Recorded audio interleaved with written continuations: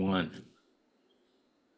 Hello, everyone. My name is Mark Kageyama, and I'd like to welcome everyone here to Be Your Own Hero. I'm a stage 4 prostate, bone, and lung cancer patient / survivor. Been dealing with cancer since early 2021, doing really, really well. In fact, I have some blood tests and things that I'm actually going to do tomorrow, and I'm going to stay for the results and talk to my oncologist, and then I will let you know what the results are. But I'm really excited about it because I've been refocused on certain parts of my diet, and I believe that the results are going to be really, really good. So I'm excited about that. But I am also excited to have my return guest for part two, Georges Cordoba, and we have an exciting set of topics that we would like to discuss with you and for you. So at this time, let's not mess around. Georges, please reintroduce yourself. Tell us a little bit about who you are, and let's get into this. Yeah, thank you. Thanks again, Mark, for inviting me for this part two. Part one could have been 6 hours. We got so much into this and into all the experience. But yeah, my name is Georges Cordoba. I'm an advanced cancer survivor who decided to go natural, completely natural on year 8. I fought my melanoma, advanced melanoma for 10 years. It metastasized to my brain. So I had 4 craniotomies. Thank God, because I would not be here if that stuff maybe was inoperable. But I did have 2 inoperable tumors that disappear, and there's a reason for that. But we're going to discuss some of it right now. And basically, that's it. Last week, I think we talked about books that I've written, particularly my advanced cancer surviving by going natural. I decided to go the holistic health route, and here I am 12 years free of cancer. And today I help people that are dealing with cancer, work with them and help them transform their health and vitality. By the way, Georges, with all the surgeries that you've had on your brain and things like that, has that affected you in any way cognitively? You know, it's a great question, because sometimes I use it as an excuse when I forget something with my wife. But no, it hasn't. One of the things that I respect from really the advances in surgery and stuff like that, especially my neurosurgeon, is that he said everything that could have gone wrong. And in 4 craniotomies, and 2 gamma knives that I received as well. So that's really, the gamma knives, you see it as a type of surgery. I had 6 procedures in my brain in different sizes on my skull. But they did tell me that I could stay started. And the last craniotomy, they were gonna do it with local anesthesia, because they wanted to make sure it was not going to affect my speech. And then they had some meetings the night before. I have a lot of this stuff in the book, which has a lot to do with faith and the mindset, your mind, that we wanted to talk.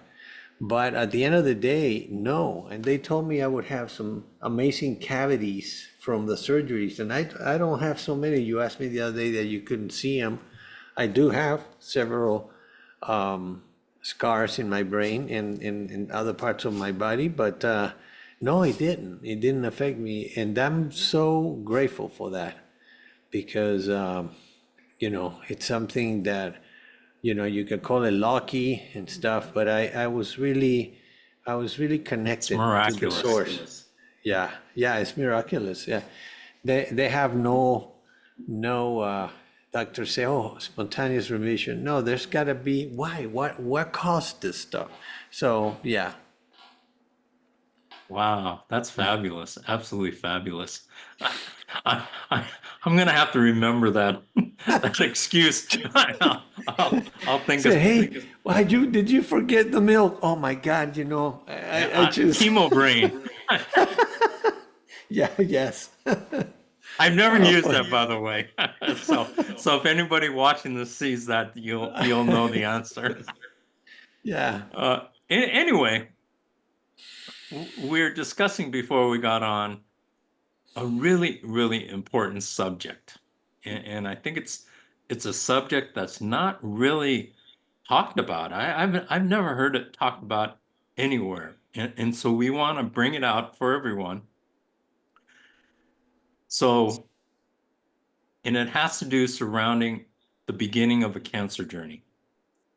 And the beginning of a cancer journey basically is you seeing symptoms of something, you go to your doctor or oncologist, you go through testing, and then they bring you in for a diagnosis.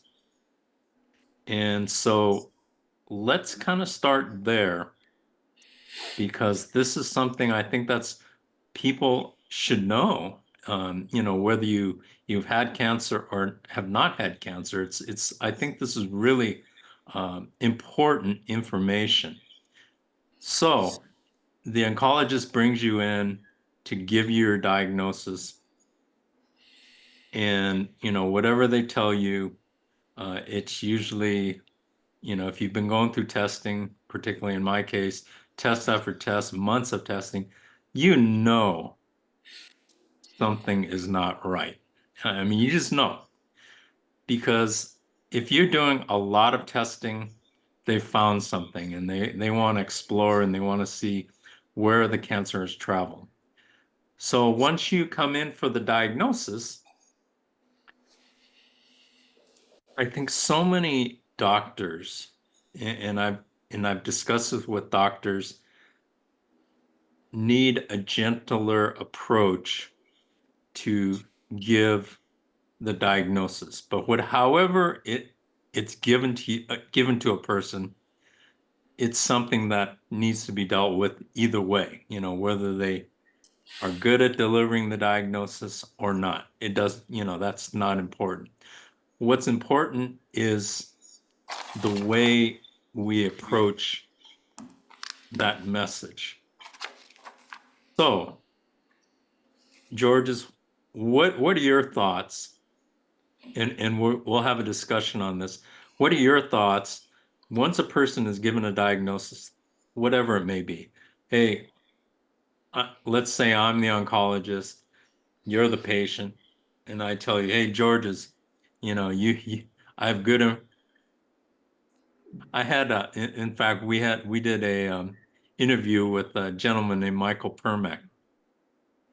And this was 31 years ago. He's a 31-year brain Yeah. cancer survivor.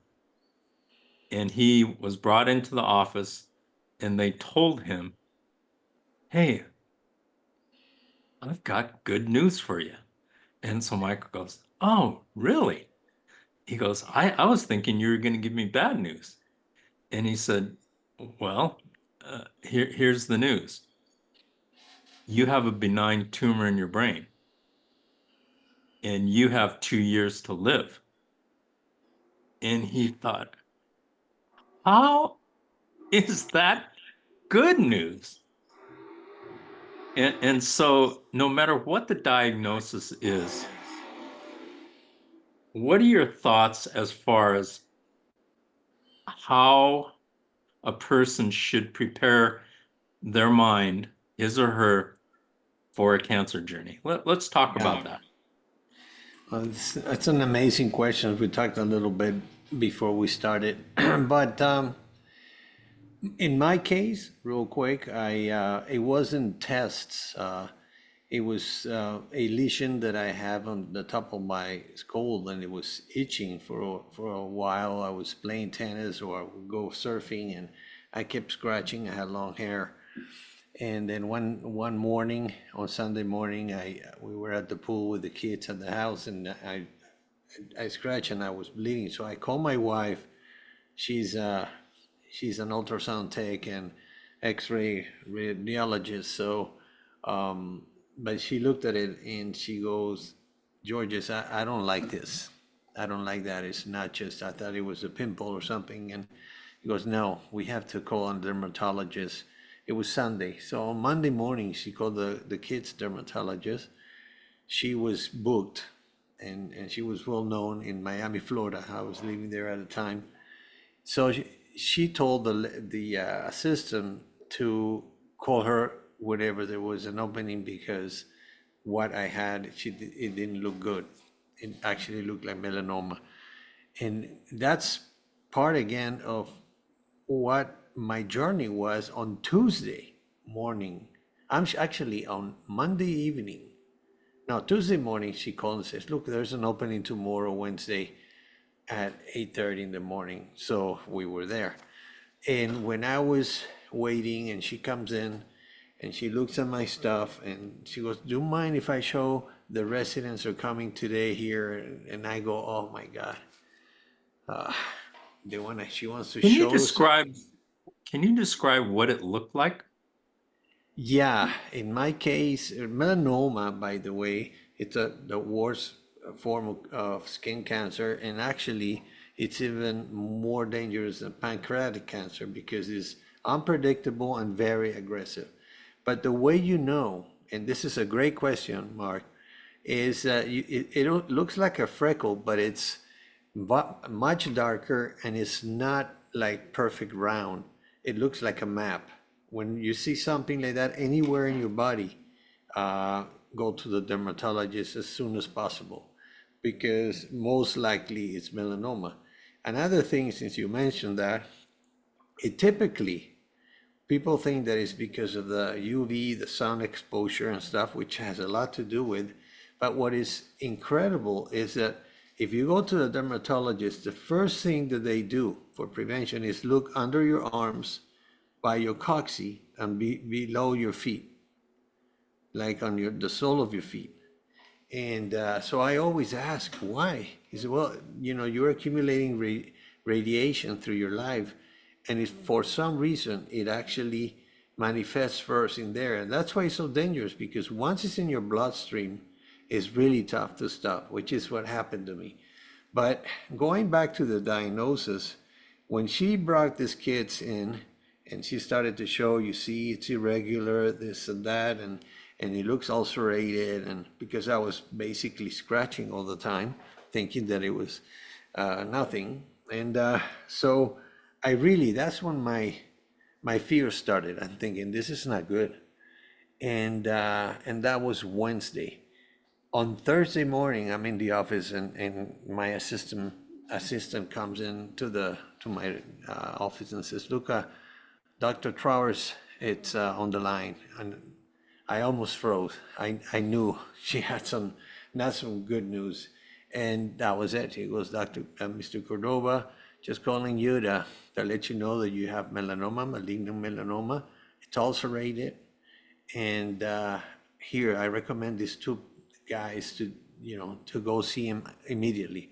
Maybe they can do it like just not a whole hospitalization. They could just do it at their office first, and then you go and do your test. So, but that diagnosis, I say, okay. She faxed me some stuff. It was 2002, and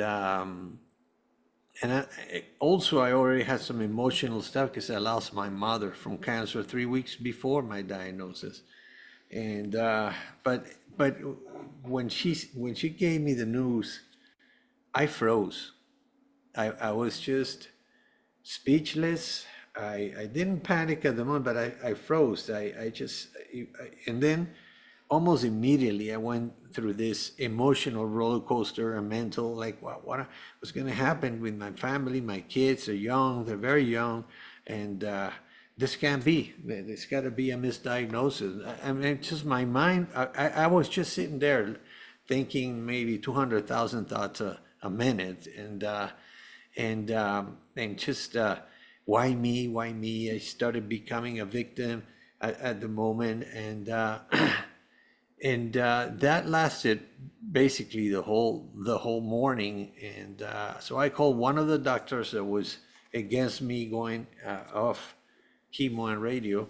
He's basically grew up with me playing tennis, and I I send him the report. He goes, "Oh my gosh!" But I know both doctors. One of them trained me for surgery in Jackson Memorial Hospital, and the other one went to school with me, and he's the prominent guy in South Florida for dermatology and surgeon dermatology. So neither one was on vacation, and his buddy, Dr. Weiss, was had like a 3 week or 5 week wait. So he said, "No worries, he's my buddy. He's gonna see you today." But all those hours, and probably then thinking of my mother, what I'm gonna tell the kids, what's going on, my career, what's gonna happen, my wife's now we're gonna go, you know, I was confused. But it came to a point that, and maybe is my background in athletics. I tried to play professional tennis, but I played very much competitive tennis since I was 10 years old. And I learned how to visualize and how to use my mind, how to study my opponent. And that stuff started to come to me right almost immediately. I'm not gonna say immediately like that, because it could have been like 3 weeks that I was going through this roller coaster of emotions. But it got to one point that it is important that everybody knows, and it's really why it's not the question, is taking responsibility that you got yourself sick. Somehow you got yourself sick and you have to get out of that. Now, here's the thing with the mind. The mind goes to what is familiar.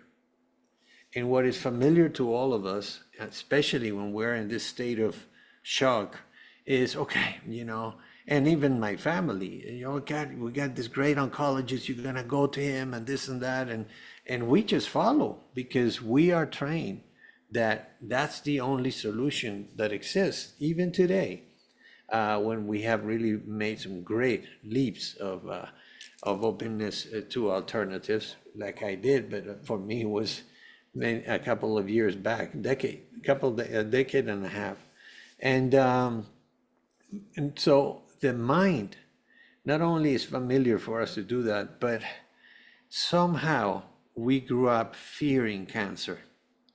Cancer, we all look at it, like I say in the book, and I quoted a lady that survived bone cancer. But we see cancer with uppercase letters and bolded. It's almost like this is it in our mind, you know, the rule of the mind, and we fear it. In my case, for example, my mother's side of the family, pretty much everyone has passed from cancer. So I felt doomed. That also added to my situation. I'm thinking, am I the next one?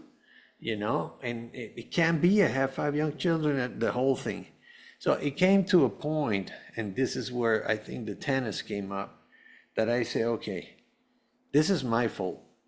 I play tennis all my life. I've run marathons. I surf.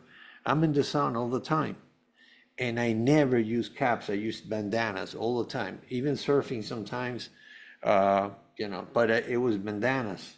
My head was open. Obviously, since I had long hair, I really didn't care, but it was my mismanagement of the sun, of being exposed, that got me sick. When I understood that I was responsible for it, something hit me to say, okay, now you're gonna have to fight this opponent. And in tennis, by the way, you don't win, you don't tie. You either win or lose. And you're not like, oh, the team won, the team lost. No, you either won or got your butt kicked. So I immediately, even, and this is early, I started to really look at this stuff. But it is really hard mentally because you don't feel good. When you start getting all this chemo, and you can attest to this, you just don't feel good. And then you start feeling a little bit socially like, oh man, everybody's having fun, and look at me here, you know. I just feel like crap, you know, and why me again? So it is very easy to become a victim, to have the mindset of a big victim. That's number one. Second, and I tell my clients this, do not give your power to the oncologist, because what happens next is you're going to play the game of a patient. I'm a patient. I'm going to go home to a corner, and he's telling me that I might have 2 years. I might, I would use other types of words, but that's simply not correct. We're not a statistic. I was told when metastasis went to my brain that I had 4% chance of survival. And guess what I did at that moment? Because I was actually on my holistic journey. But I said to my friend and doctor and surgeon, I said, look, why can't I be that one of those four that survive, 4%? I'll be one of those four. That is the mindset that we need to, and it sounds easy to do. It takes practice. But if you know of people, and this is something that I really love now that we're working with podcasts and going to and do talk somewhere. I meet people like Mark, and we're all in the same boat. If you want to be a great in anything, you want to learn how to cook whatever, you go to the best chef. You go to somebody that knows how to help you. So I did that. I found two of those 4%. And talk to them, and we have many things in common. And one thing one of the things that is common is that we do not take the attitude of a patient. You know what I used to do? And these are games. The mind goes along with what you do. That's another rule of the mind. It does what you think, what you see, or what you say. It does it. It doesn't matter if it's true, false. It does it. So why not saying positive stuff? I'm healed. So I started to use visualization and stuff. But emotionally, it is normal to Let feel. me pause you right there, Yeah. George, Yeah. because I want to go back more towards the very beginning. Okay. Yeah. So a person gets their diagnosis, and for most people, that diagnosis is like a Mack truck hitting them. All of a sudden you get hit, and you're reeling, you're on defense. Okay. So how does a person change from that defensive position to go into an offensive position?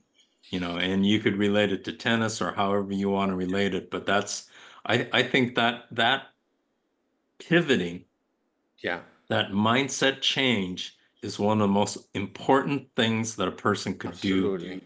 for their cancer journey. It is really life or death. With Yes. chemo, if there's, let's say, a stat that 50% will make it, I guarantee you that they had some mindset changes, and that's exactly right. I was in that position. I was defensive, and I was also emotionally saying, man, why me? What am I gonna do? And I was open to whatever people told me. They say so-called experts. But it got to a point, all right. I told you a little bit of how my tennis helped me. But the only way I see that what we can change our defensive to offensive is by reaching out to other survivors. And it could be via books.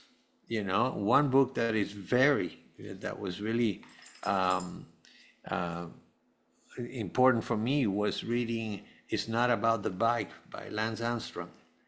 And I got the puppy woke up. Give me a second, Ben. So let me open. Hold on a second. I'm sorry, Ben. Go outside. Go. That was a good nap. Go. No. I'm sorry. No problem, George. So George. anyway, my apologies. We have a baby in the house. Everybody's out of the house, and we decided to have a puppy, and we love it.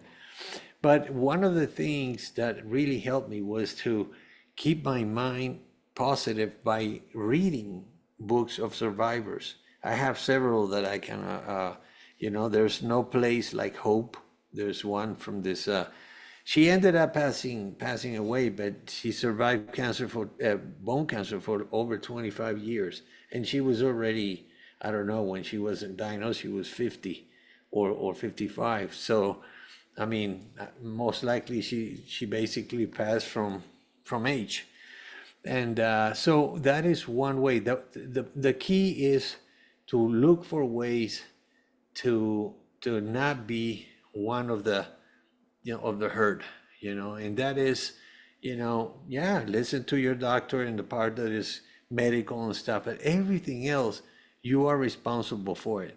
If you want to change it to a, let's say, uh, um, like offensive attitude, I did it with reading different motivational books. I read one that I was recommended when I was a senior in college, which was my best year in NCAA tennis. It's called The Power of Your Subconscious Mind by Dr. Murphy. If you follow this guy and the exercises, and by the way, I do a lot of this stuff in my protocol with my clients because it works. And but the sooner that you do that, instead of really thinking so many things that are really not, they're not gonna go anywhere. They're there. You're gonna have to worry about your family, your income, many things. But at the end of the day, you have to take ownership and say, well, let me see how Georges did it, or Mark, or Lance Armstrong, or Vicky Paul, Vicky Gerard. Vicky Gerard is her name, and then reading a lot of positive stuff related to cancer surviving. There's 8 million cancer survivors in the U.S.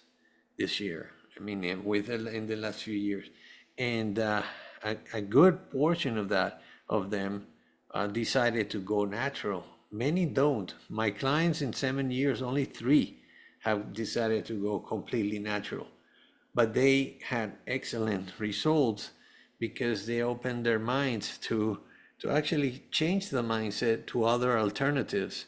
And then I teach them to say, look, your chemo is nothing else than one of your weapons in the arsenal. You have to come up with all this stuff that we're gonna work, and I guarantee you that you're gonna don't have side effects, and you're gonna recuperate faster. And that's the case. So when I was diagnosed right away, and I had angels in my journey, and from the get-go, I had a few employees that one gave me that book from Landstrom. My wife's aunt gave me the Vicky Gerard book, and other people will give me these books, and I would just devour them. I mean, I would read them again. One of the things that Lance Armstrong said was, oh, you own your stuff. The doctor may be a compassionate guy, but he has 300 Georges to deal with the same news. So think about that. They're not unhuman. They're just they're trying. They're saying, okay, I'm going to try this with Mark, this with Georges. If it doesn't work, we go with this. And they're in their life. But when it's my turn to go, they have to grab a folder and see who am I again, in a way, and read my stuff, because they have too many patients. And so we have to understand that. And that kind of struck on me from the get-go. And then I also said, this can't happen.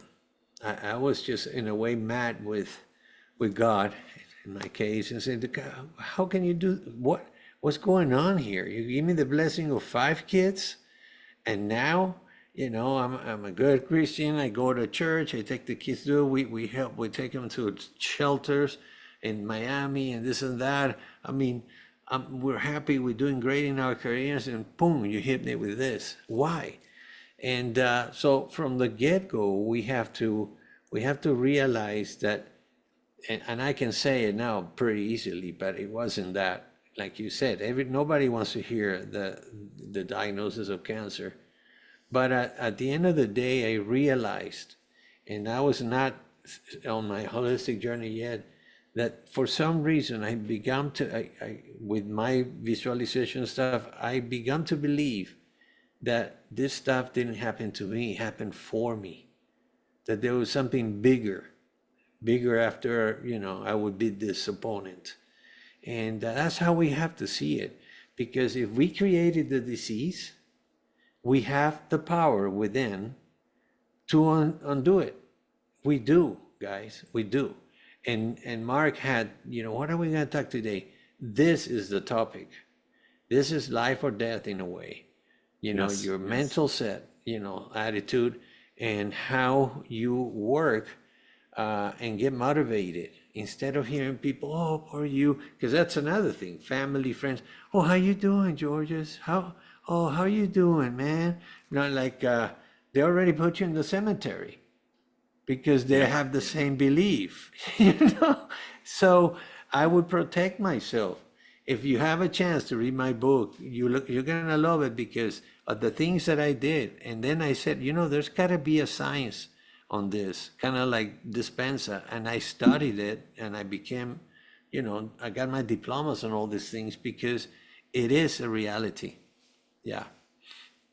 Georges, let me ask you this, and this is a rare thing that I very rarely do. I think I've done it maybe a couple other times, but would you like to come back for a third part of the interview? Because there's so much more Oh I yeah. think would be remiss if we didn't discuss it. Well, Um, let me tell you something real quick. Yes, and very few people. I told you this the first time, but it's like you have two guys that went to a marathon. We understand what is getting ready for the marathon, run it, hitting the wall at mile 22, and we understand each other. So we have together we can put together some good stuff for the audience. Yeah. right, absolutely, absolutely. I mean, you brought up some great pointers for people. Uh, when I started my cancer journey, this very screen that we're looking at, I knew the answers were out there somewhere. I just had to be able to find it. And you know, Yes. by the grace of God, I was able to meet, and you mentioned that people all over the world, cancer patients, cancer survivors, who have helped me put together what has worked for me. And Hmm. this is what I tell people is you have to make the cancer journey your own, because we're all different. We all have different cancers. Nobody's situation is the same as the next person, no matter. It could be close, but there's nobody who has the exact same situation because we're all different as far as degrees of health, degrees of mental capacity, and all these different factors. And and so it's so important that a cancer journey starts with you, with you coming together with yourself. And that is so critical. And I have friends out there that watch my channel and you know, are interested in hearing about different aspects of the cancer journey because you can relate what we're saying with any health situation or Exactly. even life situations. Exactly. I mean, we have different things that come up in life that are difficult, and it all comes back to a very similar thing. Hmm. Up here, we have the power with our minds, which is Yeah. so powerful. Our mind is So so powerful. powerful, and I learned that, you know, I had no idea the power of the mind until I got cancer. And then once I got cancer, I was just amazed at how powerful the mind really is. Because what you feed your mind, Hmm. helps you to Manifest. manifest it within Absolutely. yourself. Yeah. And so let me go to you with a couple of final last questions.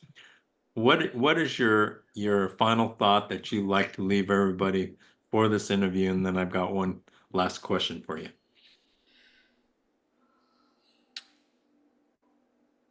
My final thought to you guys is you can move your mountains, whatever they are. If it's a cancer, if it's a diabetes, if it's a divorce, if it's alcoholism or drug abuse, you can move your mountains. If you allow yourself, open your heart and look for the healing from the inside out. It's not going to be from the outside in. You know. Well said. I mean, you know, you've gone through all these brain surgeries and everything like that, and I know that you've come out stronger because of all of your experiences and everything like that.